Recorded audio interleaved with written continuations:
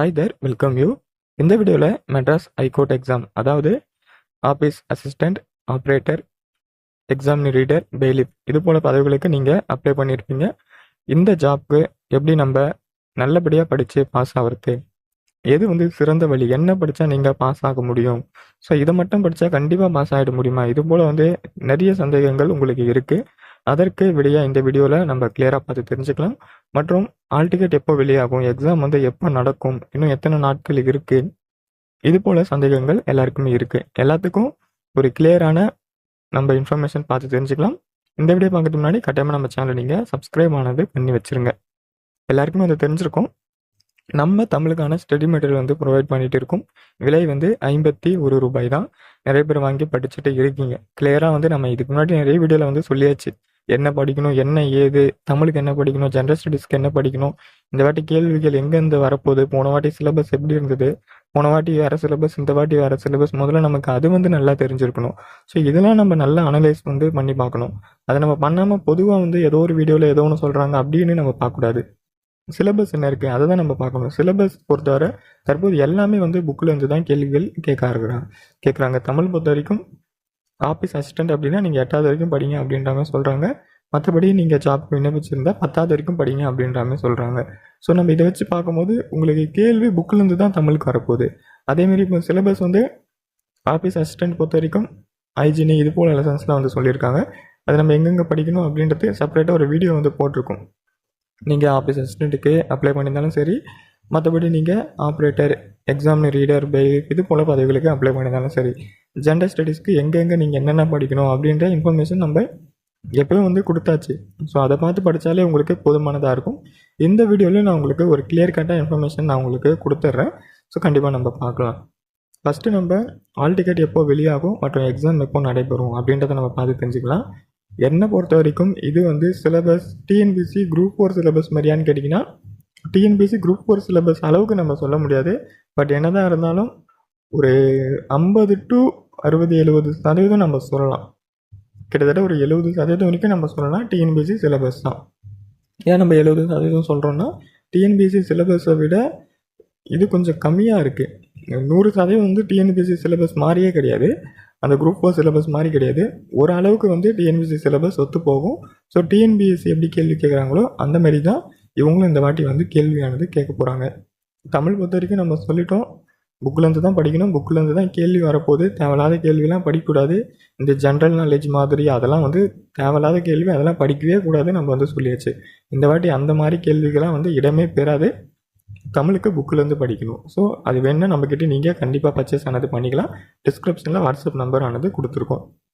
அடுத்தபடியாக நம்ம பார்க்கும்போது ஜென்ரல் ஸ்டடீஸு, ஆஃபீஸ் அசிஸ்டண்ட்டுக்கு ஹைஜீனி அப்படின்ற ஒரு லெசன் நீங்கள் சயின்ஸ் புக்கில் படிக்கணும். 6th-லேருந்து 10th வரை எங்கெங்கெல்லாம் அந்த புக்கில் ஹைஜீனின்ற லெசன் வரும் சயின்ஸ் புக்கில். ஸோ அது நான் வீடியோ உங்களுக்கு போட்டிருக்கேன். அந்த வீடியோ நாங்கள் டிஸ்கிரிப்ஷனில் கொடுக்குறோம். உங்களுக்கு புக்ஸ் டவுன்லோட் பண்ணுறதுக்கு எல்லாத்துக்குமே நான் அதை கிளியராக உங்களுக்கு கொடுத்துருக்கேன். அந்த வீடியோ பார்த்துருங்க. ஜஸ்ட் நான் உங்களுக்கு எக்ஸ்பிளைன் பண்ணுறேன். அதுக்கப்புறமா நம்ம பார்த்தோன்னா மற்றபடி ஜாப்ஸ் இருக்கலாம். ஆப்ரேட்டராக இருக்கட்டும், பெயிலிஃபு, எக்ஸாமினி ரீடர் இது போல் பதவிகளுக்கு ஜென்ரல் ஸ்டடீஸ் பொறுத்த வரைக்கும் இந்தியன் நேஷ்னல் மூவ்மெண்ட், இந்திய தேசிய இயக்கம், அப்புறமா பாலிட்டி கேட்குறாங்க, அரசியலமைப்பு பாலிட்டி கேட்குறாங்க. ஸோ இந்த மாதிரி நீங்கள் படிக்கிற மாதிரி இருக்கும். இதுக்கு நீங்கள் எங்கெங்கே என்னென்ன படிக்கணும் அப்படின்றத நம்ம வீடியோ எடுத்து போட்டாச்சு. 10th புக்கில் தான் மெயினாக கொஸ்டின்ஸ் உங்களுக்கு கேட்க போகிறாங்க. 10th புக்கை விட்டுட்டு உங்களுக்கு எங்கேயுமே போக போகிறது கிடையாது. 10th புக்கில் நீங்கள் ஒரு சிலது படிக்கிற மாதிரி இருக்கும், 6th புக்கில் ஒரு சிலது படிக்கிற மாதிரி இருக்கும். அடுத்தது மேக்ஸுக்கு நீங்கள் என்ன படிக்கணும் அப்படின்றத நம்ம கிளியர் கட்டாக நம்ம சொல்லியாச்சு. ஸோ நான் டிஸ்கிரிப்ஷனில் கொடுக்குற வீடியோவை ஒரு வாட்டி நீங்கள் பார்த்துருங்க. அதில் நீங்கள் போனீங்கன்னா புக்ஸு கூட நீங்கள் டவுன்லோட் பண்ணிக்கலாம். நான் உங்களுக்கு லிங்க்கை கொடுத்துருப்பேன். நீங்கள் புக்ஸ் டவுன்லோட் பண்ணுறதுக்கான லிங்க்கை கொடுத்துருப்பேன். என்னென்ன படிக்கணும், எந்தெந்த லெசன்ஸ் படிக்கணும் உட்பட நான் உங்களுக்கு சொல்லியிருப்பேன். எந்த ஆர்டரில் படிக்கணும் அப்படின்றத சொல்லியிருப்பேன். ஃபஸ்ட்டு ப்ரியாரிட்டி தமிழ் தான் ஃபஸ்ட்டு ப்ரியாரிட்டி. தமிழை முடிச்சுட்டு அதுக்கப்புறமா ஜென்ரல் ஸ்டடீஸ் ஆரம்பிக்கணும். ஜென்ரல் ஸ்டடீஸ் ஆரம்பிக்கும் போது தமிழ் கூட படிச்சுக்கினே இருக்கணும். தமிழ் என்றைக்குமே கைவிட்டு கூடாது. முடிஞ்சால் தமிழ் படிக்கும்போது மேக்ஸை எடுத்து ஆரம்பித்து படிக்கணும். மேக்ஸ் எப்படி படிக்கணும் அப்படின்னா, ப்ரீவியஸ் இயர் குரூப் 4 கொஸ்டின்ஸை போட்டு பார்க்கணும், குரூப் 2 கொஸ்டின்ஸை போட்டு பார்க்கணும், குரூப் 1 கொஸ்டின்ஸ் கூட வேணாம், குரூப் 2 கொஸ்டின்ஸை போட்டு பார்க்கணும். குரூப் 2 குரூப் 4 கொஸ்டின்ஸை நீங்கள் போட்டு பார்த்தா உங்களுக்கு போதுமானதாக இருக்கும். அதை விட்டு வெளியே கேள்விகள் வரவே வராது. 100%. உங்களுக்கு நான் கேரண்டி கொடுக்குறேன் 100%. TNPSC group 4 question paper 2022 group 4 நடந்துச்சா, அதுக்கப்புறமா 2024 குரூப் 4 நடந்துச்சா. டிஎன்பிஎஸ்சி குரூப் 2 பொறுத்தவரை 2022 21 கரெக்டாக வந்து தெரியல, அந்த காலகட்டத்தில் நடந்தது டிஎன்பிஎஸ்சி குரூப் 2. இந்த 3 கொஸ்டின் பேப்பர் பார்த்தா போதும், உங்களுக்கு வந்து மேக்ஸு ஃபினிஷ்.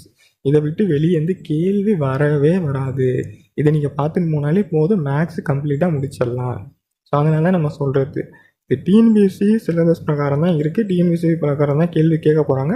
இந்த வாட்டி மெட்ராஸ் ஹைகோர்ட்டு இது வந்து நியூ சிலபஸ். இதுக்கு முன்னாடி வந்து இந்த சிலபஸ் இருக்கான்னு கேட்டிங்கன்னா இல்லை, இது வந்து நியூவாக வந்து ஆட் பண்ணியிருக்காங்க. ஸோ அப்படின்னும் போது போன வாட்டி சிலபஸ் இந்த வாட்டி சிலபஸ்க்கு வந்து சேஞ்சஸ் இருக்குது. போன வாட்டி ஜென்ரல் ஸ்டடீஸ்லாம் பார்த்தீங்கன்னா அது எங்கே போய் படிக்கிறதுனே தெரியாது, ஜென்ரல் நாலேஜ்னு உலக லெவலில் கேட்பாங்க. ஸோ நீங்கள் இந்த வாட்டி நீங்கள் உட்காந்துச்சிங்கன்னா நான் ஜென்ரல் நாலேஜாக படிக்கிறேன், இந்த நாட்டில் இது அந்த நாட்டில் இது, அது நம்ம தேவையில்லாத கேள்வி இதெல்லாம்.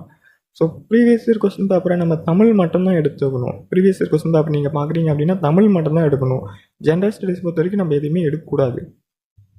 மொத்தமாக வந்து மாறிடுச்சு, ஜென்ரல் ஸ்டடீஸ் மொத்தமாக மாறிடுச்சு. டிஎன்பிஎஸ்சி குரூப் 4 ஜென்ரல் ஸ்டடீஸில் அதுலேருந்து ஒரு பாதி ஜென்ரல் ஸ்டடீஸை எடுத்து இங்கே மெட்ராஸ் ஹைகோர்ட்டுக்கு வச்சுருக்காங்க. அப்படின்னும் போது கரெக்டாக வந்து கிளியராக படிங்க. டிஸ்கிரிப்ஷனில் வீடியோ கொடுத்துருக்கேன், அது நீங்கள் பார்த்துங்க. இந்த பாலிட்டி, ஐஎன்எம், மேக்ஸு இதெல்லாம் வந்து கிளியராக பார்த்துங்க. இந்த பாலிட்டி ஐஎன்எம்லாம் யாருக்குன்னா ஆப்ரேட்டர், பெயிலிஃப், எக்ஸாம் ரீடர் இவங்களுக்கு தான். ஆஃபீஸ் அசிஸ்டண்ட்டுக்கு நான் வந்து ஐஜினி அப்படின்ற லெசன் வந்து சொல்லியிருக்கேன், நீங்கள் அதை தான் படிக்கணும். ஸோ நம்ம கிளியர் கட்டாக வந்து கொடுத்துருக்கோம். இதை படித்தா நீங்கள் தேர்வில் வெற்றி, கண்டிப்பாக நீங்கள் வெற்றி பெறலாம். நான் சொன்ன தமிழை ஃபாலோ பண்ணிவிட்டு அதுக்கப்புறம் நான் ஜென்ரல் ஸ்டடீஸ்க்கு என்ன சொல்லணும் அதை நீங்கள் கிளியராக ஃபாலோ பண்ணிவிட்டு மேக்ஸுக்கு என்ன சொல்லணும், மேக்ஸ் ரொம்ப ரொம்ப எளிமையாக சொல்லியிருக்கேன், அதை ஃபாலோ பண்ணாலே போதும், தேர்வில் நீங்கள் கண்டிப்பாக வெற்றி பெற முடியும். இதில் எந்த விதமான சந்தேகமும் உங்களுக்கு தேவையில்லை. ஆல் டிக்கெட் பொறுத்தவரை, எக்ஸாம் பொறுத்தவரை செப்டம்பர் மாதம் தான், 9ஆம் மாதம் உங்களுக்கு நடக்கும். ஸோ யாருமே வந்து கவலைப்பட தேவையில்ல, 9ஆம் மாதம் தான் உங்களுக்கு தேர்வானது நடக்கும். குரூப் 2 2A எக்ஸாம் வந்து செப்டம்பர் மாதம் இருக்குது. அந்த தேர்வு அப்புறமா மெட்ராஸ் ஹைகோர்ட்டு எக்ஸாம் ஆனது இருக்கும். ஒரு 20ஆம் தேதி அந்தமாரி டைமில் வந்து உங்களுக்கு எக்ஸாம் ஆனது நடக்கும். ஸோ யாருமே அந்த பயப்படாதீங்க, அது அடுத்த மாதமே எக்ஸாமு அப்படிலாம் கிடையாது. டைம் வந்து கண்டிப்பாக கொடுப்பாங்க. இது சாதாரணம் இல்லை, 9ஆம் மாதம் இறுதியில் எக்ஸாம் இருக்கும். ஸோ அப்படி தான் இருக்குமே கண்டி, அதுக்கு முன்னாடிலாம் இருக்க வாய்ப்பே கிடையாது. சிலபஸ்லாம் கொஞ்சம் சேஞ்ச் பண்ணியிருக்காங்க, படிக்கணும் இல்லையா, படிக்கிறதுக்கு எப்படி டைம் இல்லாத எப்படி, ஒரு நோட்டிஃபிகேஷன் வருதுன்னா 3 மாதம் டைம் கொடுத்தாகணும் படிக்கிறதுக்கு. அப்படின்னு பார்க்கும்போது செப்டம்பர் இறுதி இல்லைனா செப்டம்பர் 20ஆம் தேதி இதில் உங்களுக்கு எக்ஸாம் இருக்க வாய்ப்புகள் ஆனது இருக்குது. கண்டிப்பாக படிங்க. நம்ம சொன்னது 3 விஷயம் தாங்க. தமிழுக்கு பக்காவாக ஸ்டடி மெட்டீரியல் கொடுத்தாச்சு, பயப்படவே தேவையில்லை. மற்றும் ஜென்ரல் ஸ்டடீஸ்க்கு ஆஃபீஸ் அசிஸ்டண்ட் என்ன படிக்கணும் என்ன ஏது, மற்றும் ஆப்ரேட்டர், பெயிலிஃப், எக்ஸாம் ரீடர் இவங்களுக்கு ஜென்ரல் ஸ்டடீஸ் என்ன படிக்கணும் என்ன ஏதுன்றத செப்பரேட்டாக ஒரு வீடியோ போட்டு கொடுத்தாச்சு. அப்படின்னும் போது நீங்கள் கிளியராக வந்து யூஸ் பண்ணிக்கலாம். மேக்ஸுக்கு இதை மட்டும் பார்த்தா போதுங்க அப்படின்னு வந்து அடித்து சொல்கிறோம், அதுக்கு மேலே நீங்கள் பார்க்கணுன்ற ஒரு அவசியம் இல்லை. சொன்னால் கொஞ்சம் புரிஞ்சுங்க. நீங்கள் ஒரு நம்பிக்கையாக வந்து ட்ரை பண்ணி பாருங்கள், கண்டிப்பாக உங்களுக்கு தேர்வில் வெற்றி பெற முடியும். நீங்கள் எந்த தமிழ் மீடியமா இங்கிலீஷ் மீடியமா அதை கொஞ்சம் கமெண்ட் பண்ணால் கொஞ்சம் நல்லாயிருக்கும். வேணால் உங்களுக்கு மேக்ஸ் கொஸ்டின்ஸ் கலெக்ட் பண்ணி அதை வேணால் ஒரு எக்ஸ்ப்ளனேஷன் வீடியோ மாதிரி கூட போடலாம். ஸோ நீங்கள் கொஞ்சம் கமெண்ட்ஸில் சொல்லுங்கள், நீங்கள் எந்த தமிழ் மீடியமா இங்கிலீஷ் மீடியமான்றத கமெண்ட்ஸில் சொல்லுங்கள். அதை பொறுத்து வேணால் நம்ம ஜென்ரல் ஸ்டடீஸுக்கு வேணால் எதுனா கொஸ்டின்ஸ், டாப் கொஸ்டின்ஸ் எடுத்து கூட வீடியோவில் வந்து உங்களுக்கு கொடுக்கலாம். ஸோ தமிழுக்கு வந்து அந்தமாரி கொடுத்துன்னு இருக்க முடியாது. தமிழ் ஸ்டடி மெட்டீரியல் நீங்கள் வாங்கி நீங்கள் படித்தா தான் கரெக்டாக இருக்கும். கண்பட உங்களுக்கு இருக்கணும், ஸ்டடி மெட்டீரியல் கண்பட இருக்கணும். ஃபோன்லேயே போதும், உங்களுக்கு புக்கெல்லாம் தேவையில்ல, ஃபோன்லேயே எல்லா பாயிண்ட்டுமே ஹைலைட் பண்ணி நம்ம வச்சுருப்போம். நீங்கள் வாங்கி தாராளமாக அது நீங்கள் படிச்சுக்கலாம். ஸோ நீங்கள் உங்களுக்கு என்ன தேவை என்ன ஏதுன்றதை கமெண்ட் செக்ஷனில் தெரிவிங்க, அப்போ நம்ம அதுக்கேற்ற மாதிரி எதனா பண்ண முடியும். ஸோ கமெண்ட் செக்ஷனில் தாராளமாக என்ன இருந்தாலும் நீங்கள் தெரியப்படுத்தலாம். ஸோ கண்டிப்பாக வந்து சேனலே வந்து சப்ஸ்கிரைப் பண்ணி வச்சுங்க. Okay, thank you.